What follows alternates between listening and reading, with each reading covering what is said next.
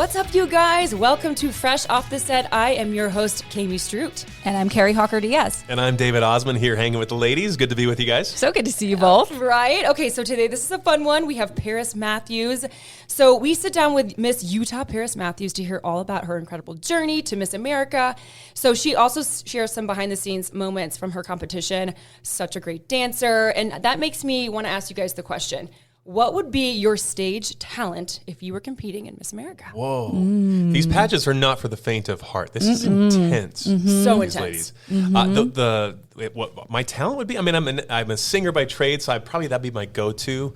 I have a stupid human trick where I can gargle like way down onto my vocal cords, which is so weird. Winner! So if I needed a stupid trick, I got that. I feel like those are that's so not going to get me any entertaining. crown any day soon. Those are always so What about fun. you? I'm going to Carrie. need to hear that after the show here. I know we need a sample of that. Honestly, so I used to dance. I say that like used to. I sing a little bit, but not at a level that'd be comfortable You got performing. a great voice. Oh, you're You nice. do. It's not. No, And it's you're not an at that level. hip hop rap artist when you want to be. Yo yo yo. Yeah, I'm also going to need to see a hair you flip. hear it? Hair flip I after do the love show that. too, Carrie. Hair flip. Got some gurgling and some hair flips. I probably would do. I've remembered this from elementary school. I can say all 50 states in alphabetical order like really fast. We don't have time now. Is it a but I song in can your do head that. you're doing, or was it a just little bit of a memorization? jingle? Yeah, it's a little bit of a jingle, so I Yeah. can say it like all the way through. Give us from a sample, just like 5 seconds. Alabama, Alaska, Arizona, Arkansas, California, Colorado, Connecticut, Delaware, Florida. Oh my gosh, she looks that's like she's good. about to start That's rapping for good. everyone not in this Now room. all the U.S. presidents go.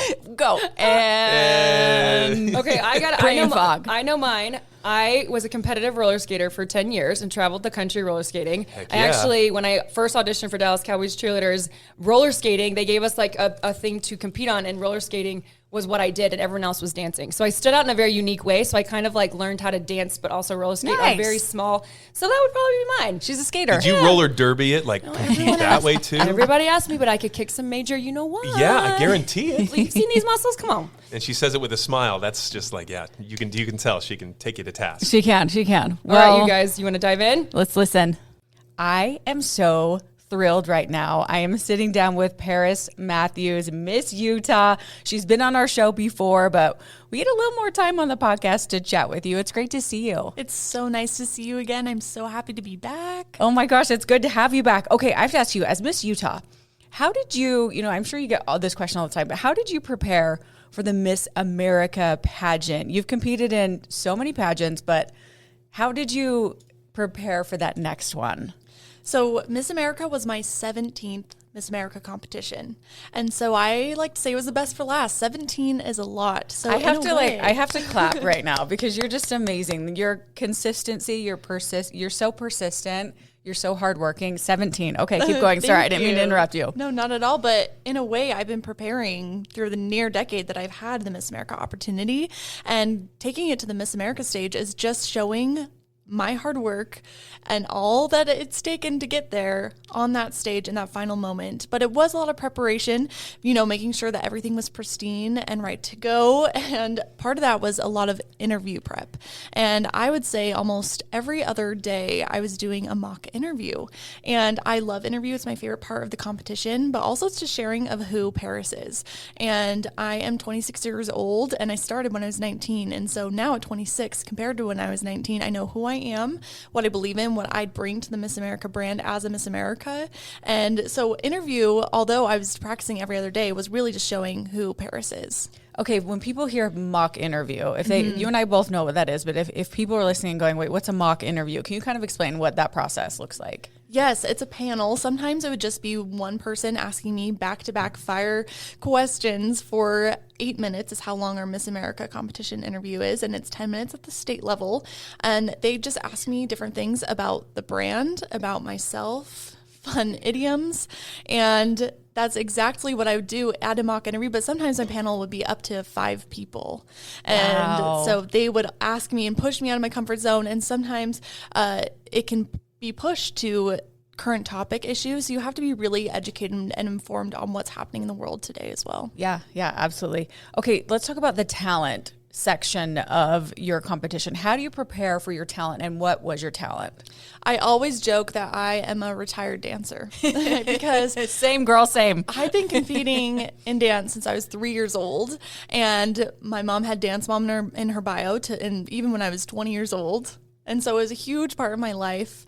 For many years, I was on drill team in high school, and that's what I did 40 hours a week as a little girl, was dancing. But I stopped when I was 18, and the only time I was dancing was through Miss America competitions. And so this year, I knew I wanted to end with a bang, a fun, entertaining jazz routine. So I did a routine to all that jazz from my favorite musical, Chicago. Oh, that's so good. I love really it. Sassy, high energy. A lot of girls do passionate lyrical, which is one of my favorite kind of dances to perform, but I knew I wanted something fun, upbeat, and completely me, which is all that jazz. Did you do this? Oh, all that jazz. That's so good. That musical. Jazz hands. Yes, Yeah, is amazing. Okay. And when you come here and I see you, you're always looking absolutely beautiful and amazing you. in your dresses and your wardrobe. What about your wardrobe on stage? And when you, how do you pick and choose, and the colors and the fit, and what's that process like? Well, competing for local and state competitions, it was really easy because I would just find something that was completely me. I would usually buy it secondhand, and I'd be good to go and feel perfect. But for Miss America, I kind of felt this extra pressure that it needed to be the best outfit I've ever worn in my entire life because it's Miss America. Yeah. And so it was hard to pick out an outfit and be like, okay, is this the best I can get? But you just have to go with your gut, make a decision, and keep going with it. But I got to fly to New York City and design my evening gown with the head designer of Giovanni. Wow. Yeah, from scratch. So my gown design is completely what I made. It's a green velvet ball gown. Custom to you. Custom made. And it's everything I ever dreamed. And I never thought I'd be wearing a ball gown on the Miss America stage. A lot of girls do more form-fitting. That's true. I didn't think about that. And so I really just wanted to wear something that was exactly me. And I kind of looked like a holiday Barbie in it. But that was really exciting. And it's hard to have those thoughts of, is this the best I can do? Should I pick something different? And even throughout the week of Miss America, I tried on an outfit, went downstairs for an event, and I was like, this isn't right. And I went upstairs and changed again. Mm-hmm. But it's okay because my outfit and the way I look is the least interesting part about me. And that's not really what they're paying attention to in the Miss America program. It's how I present myself and getting to know me as Paris. So I love style. I love fashion. But at the end of the day, it's not that deep. A little piece of it. Just a little piece of it. I like that outlook. Okay, so going back to talking about the questions, how you prepare for interviews and everything, do you know ahead of time? Do they give you like a category? Do they give you a heads up of what you will be asked? Do you have any idea? Not at all. And that was the unique part about my Miss America interview is I stepped into that room and it was differently worded questions than I'd ever had before. And like I mentioned, I've done 16 other pageant interviews and countless mock interviews. So I've probably done hundreds and hundreds of Miss America type interview questions. And this was just different than ever before. And our panel for Miss America, it was a lot of CEOs, a lot of COOs. And so it was more of those businessy questions. A lot of business. If you had $6 million, what would you do with it? Oh. And they kind of just want to see where you're going to take that answer. Where in my mock interviews, it was more of based about what I've done service-wise and how that ties into Miss America and the brand. So they don't tell you it all beforehand. You have to be prepared for anything and everything. Does that make you nervous? Does that make you, are you kind of like, you know what? I've prepared for this. I'm going to give it my best, and that's really all I can do. When I was younger, it would make me very nervous, especially with controversial topics. And our interviews used to be a lot more political, and I was uninformed. And so, of course, I was nervous because I didn't know how to answer questions. But now I am more educated, and I am informed about most topics, and I know where I stand. And so I don't get nervous because I know exactly how I feel and how I'm going to answer it. Of course, I still will answer a question, even if it's really easy, and be like, oh, I should maybe use some different verbiage. I could have told this story. I could have wrapped that up faster. That's good. We're human. That's just part of being human. Exactly. And they're not looking for somebody that was perfect. Right. And so it's okay at the end of the day. Absolutely. Absolutely. Okay. Is there anything else that helps you prepare for something like Miss America? my everyday interactions and events that I do as Miss Utah, but also as Paris, really prepare me for my week of Miss America and my interview at Miss America. My community service initiative is the Power of Play advocating for hospitalized children. So I talk a lot about children and hospitalization, but as Miss Utah, I've actually continued working at Primary Children's in the emergency department as a certified child life specialist. And so those interactions that I was having was preparing me for Miss America and my Miss America interview, because I can share how play impacts these children that I see every day at the hospital. Yeah. Okay. Oh, that's a good point. Okay. Once you get to the pageant, Paris, what do the days look like? Can you walk us through your experience day by day? How many days are we looking at? A week, 2 weeks? What does it look like? I was there for 11 days. Oh my goodness. Wow. Longest 11 days ever. But Wait, and where is it again? We flew to Orlando, Florida, and we stayed at the Lois Sapphire Resort, which is right on the Universal property. And we were there for 11 days. And the Dr. Phillips Theater is where we were performing. And so I got there a day early so I could adjust. Good idea. Florida is a couple hours ahead. Yeah. Yep. Our first day, we had our check-in and orientation where we got our iconic black sash. In the Miss America program, we all wear white sashes, but the people that are honored enough to go to Miss America, they get a black sash for the week. So fancy. I got my black Miss Utah sash. I met all of the other states, which was really exciting to meet 51 other girls all over our country that I now have friends in every state. And after check-in, we have our next day, which is our production rehearsal and interviews and photo shoots. And it's a little bit of organized chaos, I'd like to say. But every night I was really only getting 3 to 4 hours of sleep. And oh my gosh, Paris, that's not enough, because you got to be, that's okay. Wow. 3 to 4 hours. All right. Yes. And then you have to be in full hair and makeup, on your A game. And look alive. Awake enough to be able to be adaptable in your interview questions and perform well on stage, hold a microphone and talk on stage. And this was during New Year's. And so we had a New Year's party when there was the teen preliminary competition where they did all of their on-stage competition, because it's teen contestants and Miss contestants. And then we had a New Year's party. And of course, New Year's starts at midnight. Yep. And then we had to wake up the next day for the Miss preliminary competition. But we had a lot of fun events in between. We were able to go to Universal, where we actually got rained out. It poured rain the entire day. And the lines were crazy because it was New Year's. But it was some great memories, really exciting. We had the Little Sisters Tea Party, where I had a little sister from Utah come to Florida. Oh, cute. And we were able to make Build-A-Bears and just really fun events throughout the week. Our talent was a separate day that we were able to perform. So all I had to focus on for one of the days was just my talent dance, which was really helpful. Because like I said, I'm a retired dancer. This is my grand finale of dancing. My body's ready to stop. But then the grand finale is a new teen winner's crowned and a new Miss America is crowned. And that was such an exciting night. And I'm so happy for our current Miss America, Abby Stockard, who comes from the great state of Alabama. And she is amazing. I'm just so excited for her. But it was a very, very, very exhausting week. They keep you busy. Very busy. Wow. Okay. What about the night before? So you have already filmed the talent portion. The night before. Can you sleep because of I'm sure 11 days of that you might be just totally exhausted, but what's going through your mind the night before, and how much sleep did you get the night before?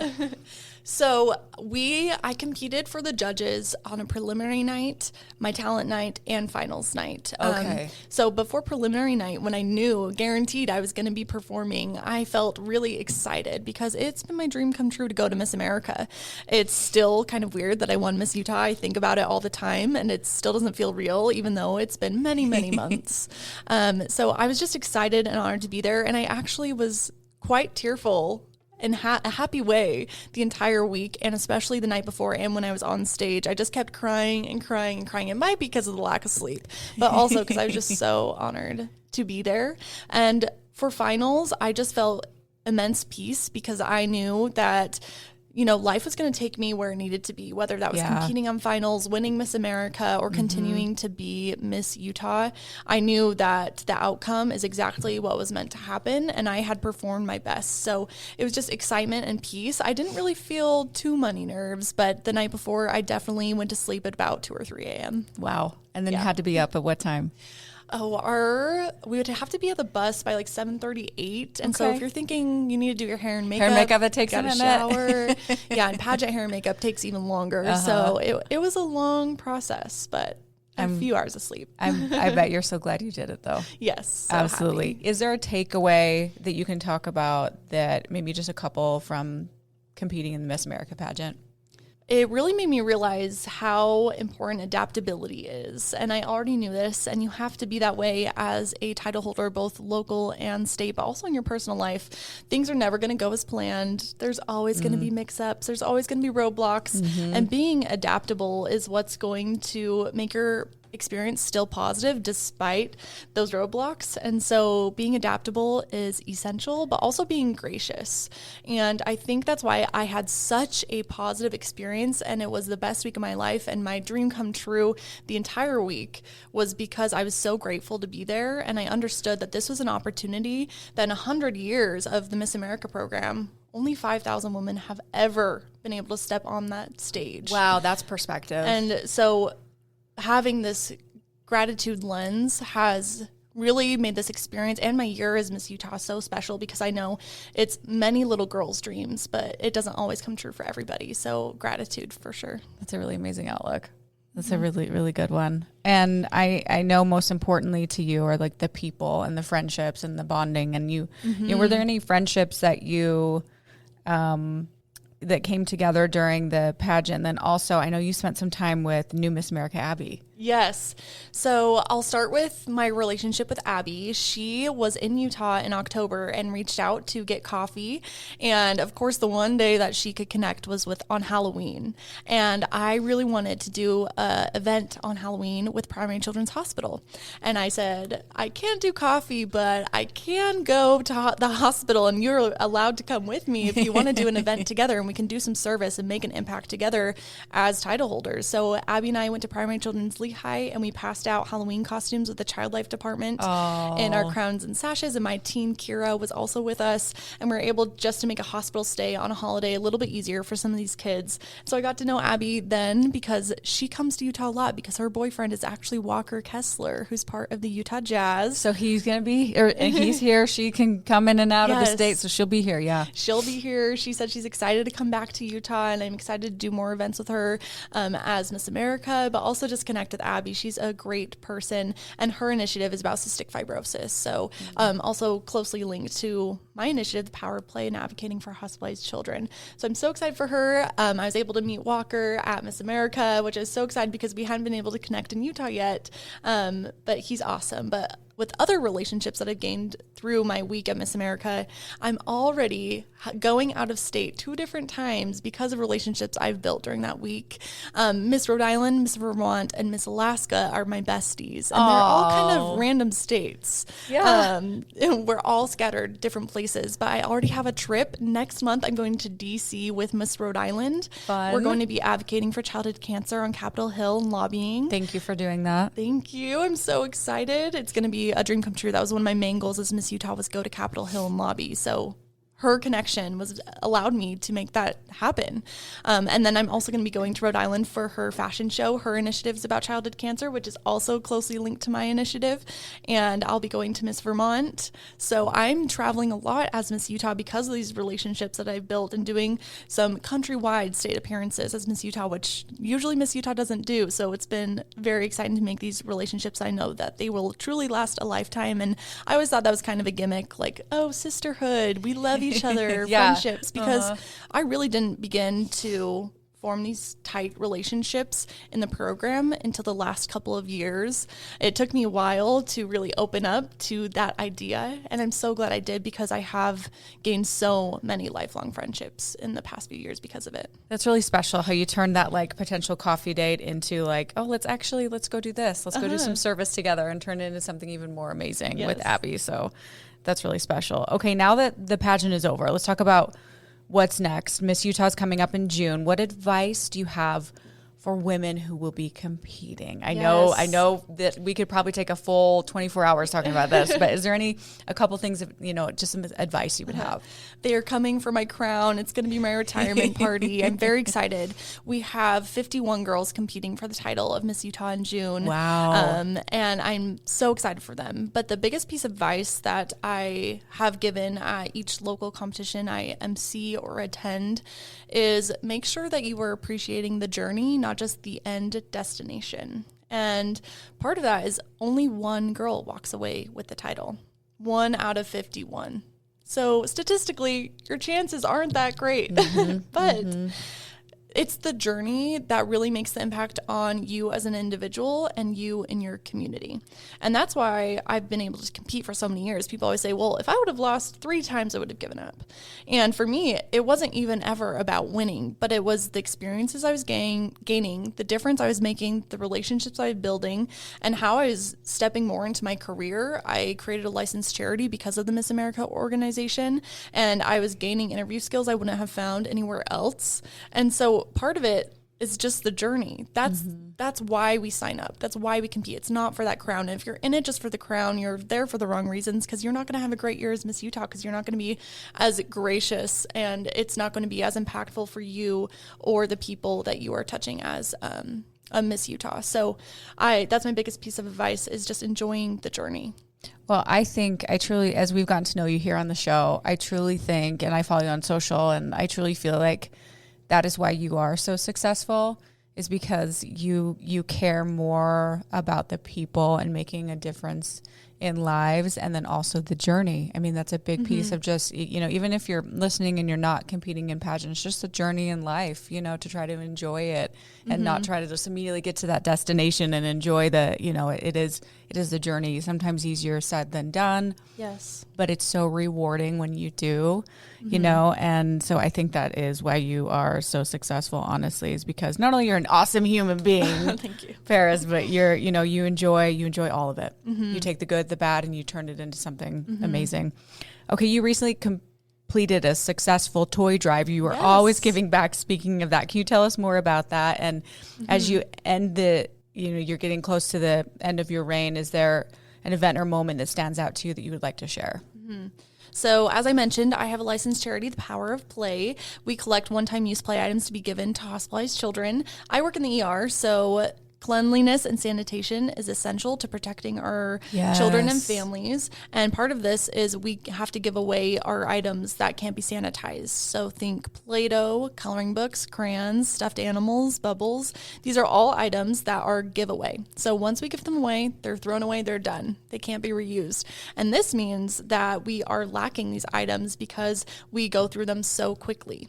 And that's my mission and why I created The Power of Play, because I would get called for crayons, and then I'm like, well, there's only 10 crayons left in this hospital. So, luckily Primary Children's has such a great support around Christmas time, but my mission is really to support the hospital year round and having these play items. But Riverton City government has done an amazing job at supporting me and my initiatives at The Power of Play. And I had a toy drop box at their library, but also they have partnered with me and have given me thousands of play items. And I just hit a really big milestone in The Power of Play, and I've reached 8,000 play items being donated to Primary Children's Hospital. 8,000, which is just so monumental and impactful for these children. And there are many times where I will give a donation and then I'll go into the basement and I'll grab said donation and then I give it out the next day. And that's how much it's needed. It's how much it's needed. And also I get to see firsthand how much that impacts a child. I'm giving away a blanket that I had donated to my charity that a child in Girl Scouts had worked on. And this child is scared to go to surgery and scared to not go to the OR without their parent. And one thing that's going to help them is having that soft blanket. So it's these little things where I get to see the impact and share that with others. So The Power of Play has been such an impactful thing for me, but also the children, the staff, the siblings, the families, and it's been an amazing thing to do as Miss Utah, and I'll continue to do for the rest of my life because it is my mission and my purpose. But one moment that really sticks out, as you had asked within my year as Miss Utah is I visited Seacrest Studios, which is a broadcast studio at Primate Children's, where they kind of had a podcast setup, kind of similar to where we are now, where we have microphones and headphones and TV broadcasting, and children are able to make shows, do interviews, and interact with special guests. Oh, that's amazing. I didn't know that. This is from the Ryan Seacrest Foundation. That's what I was going to say. Is there a connection yes. with Seacrest? Okay. And I believe it's only been 1 year. We just celebrated the Seacrest Studios' first birthday, and Ryan Seacrest and his family came for the opening. It was a fabulous day a year ago. But since then, I've been able to visit as my local title, Miss Panorama Land, and my current title, Miss Utah. And this year as Miss Utah, I was doing a broadcast event, and we were making crowns and sashes, and they interviewed me, and we played Pictionary. And there was a girl that was there, and she had traveled from out of state. And we were just talking, and she said, I may be at the hospital, but this is one of the best days of my life. And she was going for a pretty invasive procedure later that day that could have really made a child very nervous, and it could have been her worst day.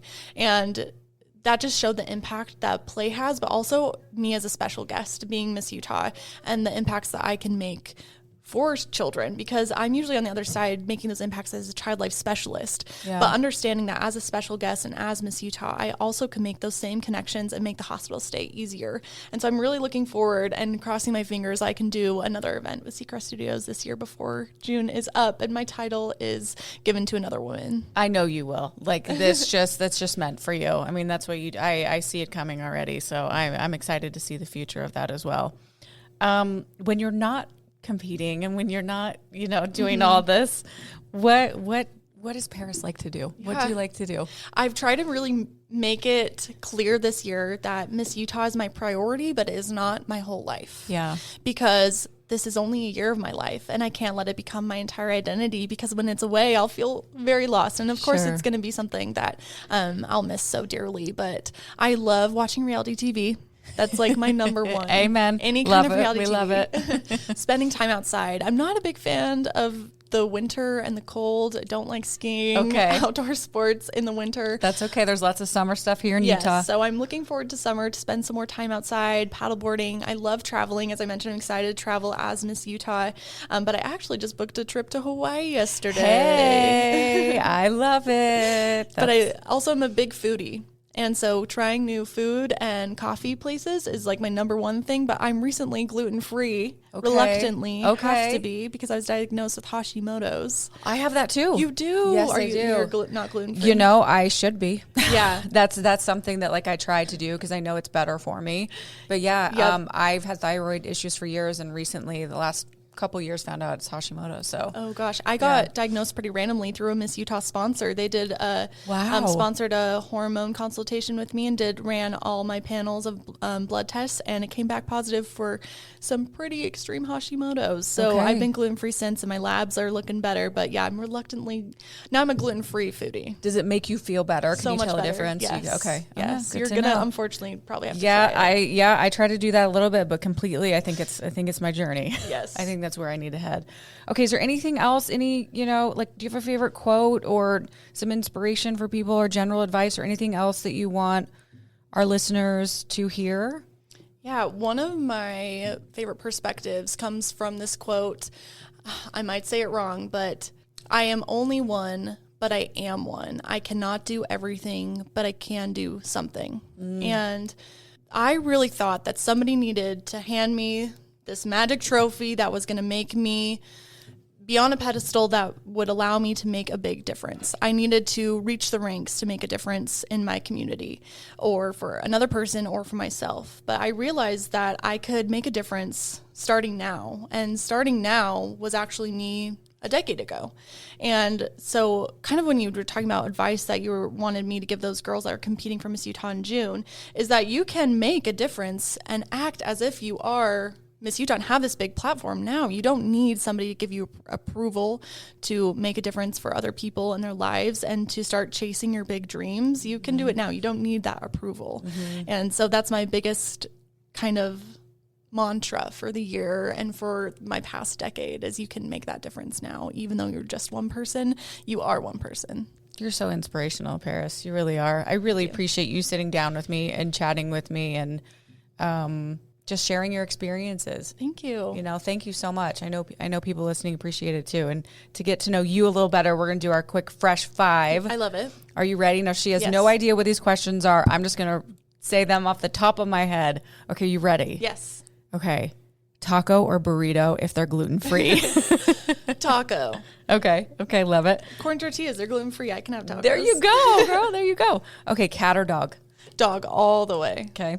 We kind of already know this about you, but I'll throw then the 4 seasons. You said you like winter. So are you summer, spring? We know you're not winter. Or are you autumn? Do you like fall? I'm a spring girl. I have a May birthday, and Okay. spring will always be the best. Spring all the way. Yes. Okay. You are on a plane other than Hawaii, which is where you're headed in a little bit. Where are you going? Like, what's a dream? Hawaii is a dream as well. But is there, if you're on a plane, not going to Hawaii, where else are you going? This feels a little bit like a cop-out answer because I've already been to this place, Okay. but I would love to go back to Sweden. I lived there, and I worked at 5 different pediatric hospitals when I was training to become a child life specialist, and I want to go back every single day. I love, love, love, love the Netherlands, and I'd love to return. It's my dream. I bet it's beautiful. Yes. I bet it's absolutely beautiful. Okay, last question. What is making you smile right now? I'm excited it's the weekend. Hey, the weekend's always fun. Yes. We love that. Okay. It's so fun to chat with you and get to know you.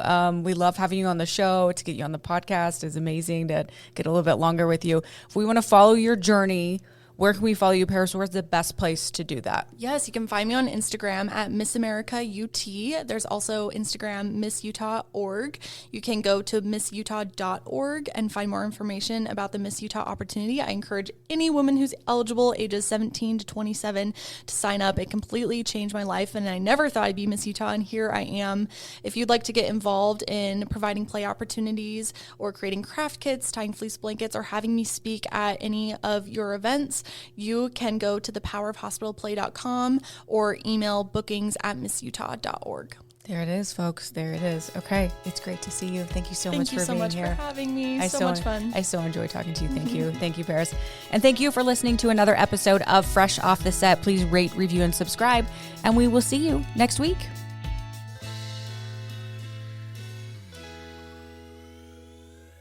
Congrats, you made it to the end. If you want to continue to freshen up your day, you can watch us on Fresh Living every weekday on CBS Channel 2 in Utah at 1 o'clock. You can also watch us on our YouTube channel, KUTV Fresh Living, and follow us on social media. We will see you next week.